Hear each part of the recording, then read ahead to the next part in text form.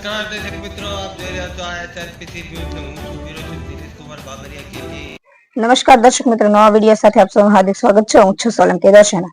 બગદાણા ઘટનાના પડઘા સિહોરમાં પડ્યા. તારીખ 6/1/2026 ને મંગળવારના રોજ બગદાણા ખાતે કોળી સમાજના આગેવાન નવનીતભાઈ બાલધિયા કોળી ઉપર અસામાજિક તત્વો દ્વારા થયેલ જીવલેણ હુમલાને લઈને સિહોર ખાતે શ્રી મામલતદાર સાહેબને સિહોર તથા તાલુકાના સમસ્ત કોળી સમાજના આગેવાનો, વડીલો, યુવાનો, માતાઓ, બહેનો, જાગૃત યુવાનો તેમજ વિવિધ સંગઠનોના હોદ્દેદારો અને બહોળી સંખ્યામાં ઉપસ્થિત રહેલા કોળી સમાજના અગ્રણીઓ દ્વારા સિહોર ટાવર ચોકથી રેલી કાઢી આવેદનપત્ર પાઠવવામાં આવ્યું હતું. જેમાં સિહોર સહિત ભાવનગરથી પણ કોળી સમાજના અગ્રણીઓ, મહિલાઓ, આગેવાનો ઉપસ્થિત રહ્યા હતા. તેમજ સંપૂર્ણ કાર્યક્રમ બાદ કોળી સમાજના તમામ ભાઈઓ, બહેનો અને પત્રકાર રિપોર્ટર મિત્રોનો આભાર માનવામાં આવ્યો હતો. વિરોચક દિનેશ કુમાર બાબરિયા ઘેટી સાથે રિપોર્ટર જીતેન્દ્ર સોલંકી, રિપોર્ટર મનીષ કંટારિયા. માત્ર એક ફોનના કોઈને પણ ફોન નથી કર્યો, માત્ર ને માત્ર વિડીયો વાયરલ કર્યો છે. ફોન કરવાનો મારી પાસે સમય નહોતો, કેમ કે હું સતત મહુવા ને મહુવા દોડધામમાં રહું છું એટલા માટે.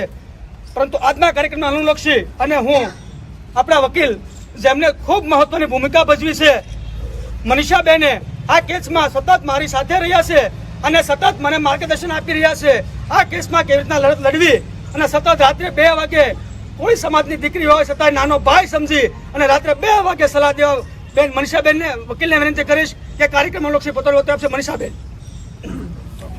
હુમલો થયેલો છે. એ હુમલામાં સાહેબ જે 8 આરોપીઓ પકડાયા છે, પરંતુ જે મુખ્ય કાવતરાખોર જે આરોપી છે તે હજી પકડાયો નથી. એ આરોપીને પકડવા માટે પોલીસ જે દિશામાં કામ કરી રહી છે તે દિશા ક્યાંક ને ક્યાંક સાહેબ ગલત જઈ રહી હતી. તે માટે 2 વખત તપાસ અધિકારી બદલાયા છે. એના ઉપર સાહેબ SITની નિમણૂક કરવામાં આવેલ છે. હવે આ SIT દ્વારા મુખ્ય કાવતરાખોર આરોપીને તાત્કાલિક ધોરણે પકડવામાં આવે અને તાત્કાલિક ધોરણે આરોપીઓને ધરપકડ કરવામાં આવે તેવી સાહેબ અમારે સમગ્ર કોળી સમાજની લાગણી અને માગણી છે. એવી આપ સાહેબને અમે સાહેબ આ આવેદનપત્ર દ્વારા માગણી કરીએ છીએ. ઘટના ઘટી છે અને કોળી સમાજ માટે ખૂબ માર મારવામાં આવ્યો છે. આવા તત્વો દ્વારા માર મારવામાં એની પોલીસ છે એની દિશામાં કામ નથી કે ઉલટી દિશામાં પોલીસ કામ કરી રહી છે. મારનાર કરતા પોલીસ કોના ઈશારે કામ કરી છે એના વિરુદ્ધમાં આપ સાહેબને આવેદનપત્ર દેવા આવ્યા છે. સરકારમાં અમારી રજૂઆત થાય, જે તે અધિકારી જે તે સમયના તપાસ કરનાર અધિકારીને જે બદલી કરી અને સાઈડ સેફ કરી લીધા છે એની બદલે અમે કોળી સમાજ એમનું રાજીનામું માંગ્યું છે. જ્યાં સુધી રાજીનામું નહીં આપે અને સરકાર એને ડિસમિસ નહીં કરે ત્યાં સુધી સમગ્ર ગુજરાતની અંદર કોળી સમાજનો આંદોલન શરૂ રહેશે.